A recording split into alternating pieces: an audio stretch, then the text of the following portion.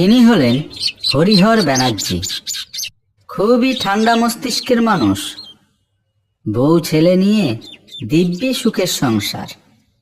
দোষের মধ্যে দোষ একটাই, গিন্নিমা, মানে ব্যানার্জি বাবুর স্ত্রী। লোকের সমালোচনা না শুনলে ওনার নাকি ঘুমই আসে না।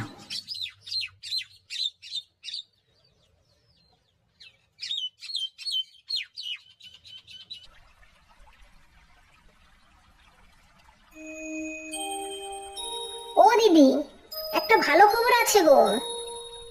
কি খবর রে মানুদা? আরে তোমাদের বাড়ির পাশে, কি নাম বেশ, ও সোমেন বাবু, একটা মহিলাকে নিয়ে সিনেমা দেখতে গিয়েছিল। আর ধরা পড়বি তো পর, একবারে ওর শালার সঙ্গেই দেখা। শালা তো বাড়িতে এসে দিদির কাছে সব বলে দিয়েছে। ছি ছি ছি, লোকটাকে দেখে তো মনে হয় ভাজা মাছটা উল্টে খেতে জানে না, কিন্তু ভিতরে ভিতরে এত। আর বলি কি, বাড়িতে তো স্বামী স্ত্রীর বিশাল গন্ডগোল। শুনেছি এর বিচার নাকি পঞ্চায়েত অব্দি যাবে। আর মান সম্মান রইল না। কি দরকার ছিল বাপু, ভালোই তো ছিলি। ছি ছি ছি। ও দিদি, তুমি কিন্তু দাদা বাবুকে একটু নজরে নজরে রেখো। সেটা আবার বলতে হয়? আমি আবার স্বামীকে অন্ধের মতো বিশ্বাস করি না। বাড়িতে ফিরতে যেদিন দেরি হয় সেদিন দস্তুর মতো কৈফত নেই। কথায় আছে না, সংসার সুখের হয় রমণীর গুণে। এ কথা সত্যি হয় তবে স্বামী যদি সর্বদাই স্ত্রীর কথা শোনে। বেশি উড়তে যেও না। ওই তো শুনলাম বাড়ির পাশে সোমেন বাবু কি কাণ্ড না ঘটালো। ও, আমি তো ভুলেই গেছি, তুমি হচ্ছ নিউজ চ্যানেল আর এ হলো তোমার সাংবাদিক। দেখেছো দিদি, দাদা বাবু তোমায় কেমন নিউজ চ্যানেল বললো। আর দিদিকে দেখিয়ে লাভ নেই, আমার জন্য এক কাপ চা করে নিয়ে আয়।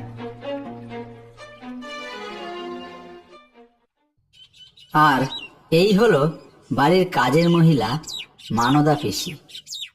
গিন্নিমার বড় বিশ্বস্ত লোক। বিগত 20 বছর ধরে এ বাড়িতেই কাজ করে। মানদা পিসি গ্রামের আরো 2-10 বাড়িতে কাজ করে, কারণ স্বামী বহু বছর আগে মানদা পিসিকে ছাড়িয়া চলিয়া গেছেন। একখানি কন্যা সন্তানকে লইয়া খুবই কষ্টে দিন কাটান।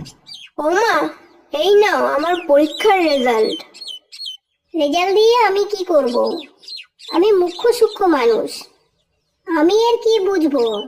তুই পাশ করেছিস কিনা বল। মা, শুধু পাশ নয়, আমি মাধ্যমিকে স্টার পেয়েছি।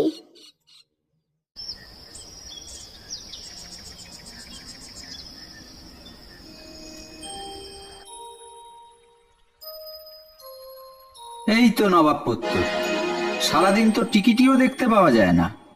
তুমি ছেলেটাকে নিয়ে এত খিচিরমিচির করো কেন? দাও, লাই দিয়ে মাথায় তোলো, পরে বুঝবে। ও বাবা, আমায় কিছু টাকা দাও তো। কদিন আগেই তো এতগুলো টাকা নিলি, এখন আবার টাকা দিয়ে কি করবি? কলেজ থেকে সব বন্ধুরা মিলে পিকনিক করতে যাব। কোথায় যাবি রে বাবা পিকনিক করতে? 3 দিনের ট্যুর, দীঘা মন্দারমণি হয়ে সোজা বাড়ি। কি গো, কটা টাকা বেশি করে দিয়ে দাও। বাবা, আমার জন্য একটা বড় দেখে শঙ্খ নিয়ে আসবি। শুনেছি দীঘাতে ভালো ভালো শঙ্খ পাওয়া যায়। ঠিক আছে মা, তোমার জন্য আমি সুন্দর দেখে একটা শঙ্খ নিয়ে আসবো।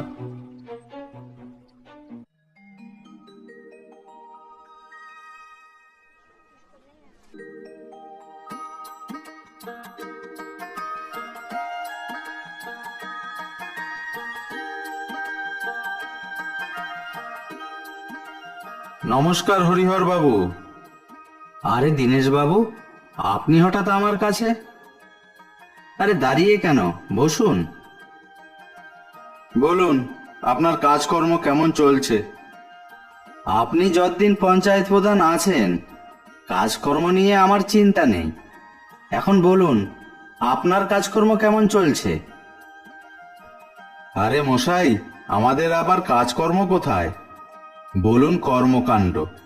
এখনকার যুগে রাজনীতির লোকেরা কাজকর্ম করে না, শুধু কর্মকাণ্ডই করে বেড়ায়। আচ্ছা দীনেশ বাবু, আমার বাড়ির পাশে সোমেন বাবুকে তো চেনেন? ও নাকি পরকিয়া করতে গিয়ে। ওই বিচারই তো করে আসলাম। পুরোপুরি মিথ্যে ঘটনা, ভুল বুঝাবুঝি। সোমেন বাবু সিনেমা দেখতে গেছিল, ওখানে এক মহিলা ক্লায়েন্টের সঙ্গে দেখা হয়। ওটাই ওর শালা দেখে, বাড়িতে এসে গন্ডগোলটা পাকায়। বলেন কি? লোকটার সম্বন্ধে তো আজে বাজে কথা পুরো পাড়ায় রটিয়ে ফেলেছে। কারা রটায় এসব কথা বলুন তো? যারা রটায় তারা কি একবারও ভাবে না নিজের পরিবারও তো আছে?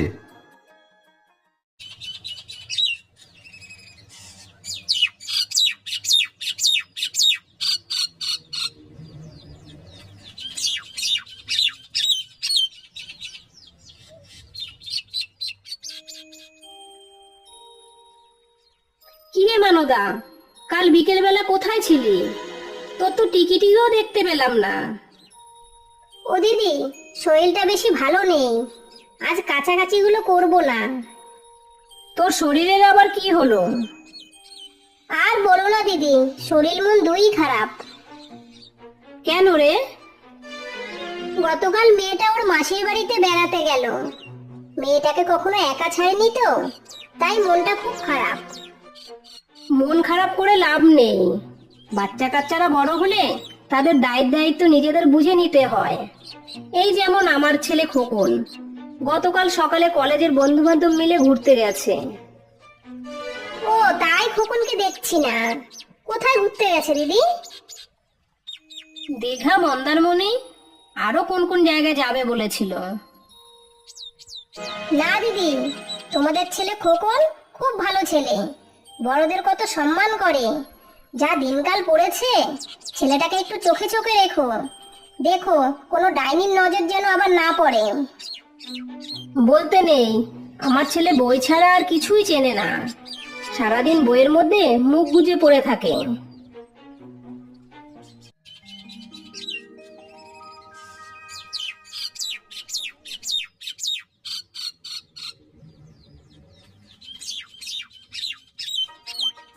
কি ব্যাপার, সকাল থেকে এক কাপ চা অবধি জুটলো না? মানদা কোথায়? আজ কাজে আসেনি? গতকাল বলেছিল ওর নাকি শরীরটা খুব খারাপ। মেয়েটাও শুনেছি বেড়াতে গেছে। তাহলে এক কাজ করো, আজ তো আমি ফাঁকা আছি, দুপুরের পর চলো একবার মানদাকে দেখে আসি। যতই হোক 20 বছর ধরে আমাদের বাড়িতে কাজ করছে, ওর ভালো মন্দ দেখাটা তো আমাদের দায়িত্বের মধ্যেই পড়ে।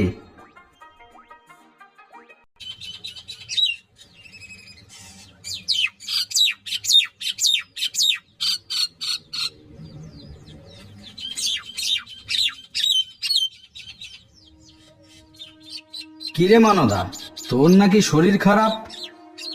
না গো দাদা বাবু, আমার মেয়ে তিতলি। কি হয়েছে তোর মেয়ে তিতলির? আমার মেয়ে গত পরশু ওর মাসি বাড়ি গেছে।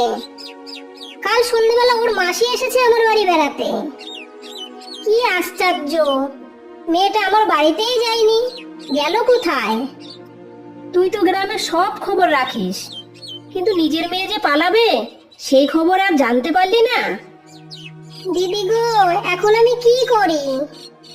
কি আর করবি, দেখ গে কারোর সঙ্গে পালিয়েছে কিনা। ও দিদি, আমি তো কাউকে লজ্জায় মুখ দেখাতে পারবো না গো। তখন আমি তোকে বলেছিলাম মেয়েকে এত প্রশ্রয় দিস না, সন্তান কিভাবে মানুষ করতে হয় আমাদের কাছে শেখ। আমার ছেলে আমার কথা ছাড়া এক ঢোক জলও গেলে না।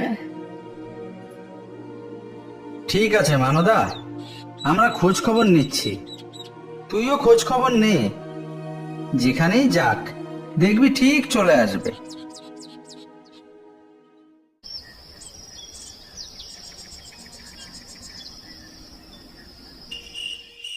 চিন্তার বিষয়, মেয়েটা গেল কোথায়?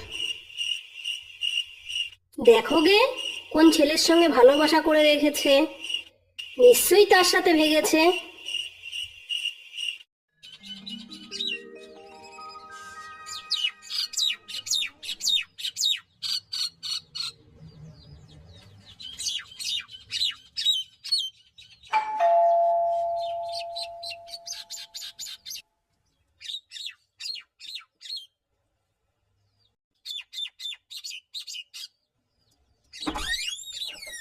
কে সুমন? এ কি মানদার মেয়ে তোর সঙ্গে? ও মা, এ কি সর্বনাশ! ওর কপালে সিঁদুর! ও মা, তিতলিকে তোমার বৌমা করে নিয়ে এলাম। ছি ছি ছি, আমার বাড়ির কাজের লোকের মেয়েকে বিয়ে করেছে আমার ছেলে। আমি মানুষকে মুখ দেখাবো কি করে? কে এসছে? সুমন, তুই? এ কি?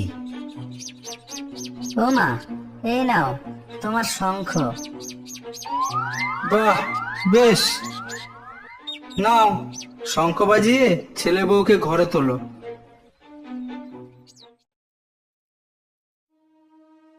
তুই এটা কি করলি সুমন?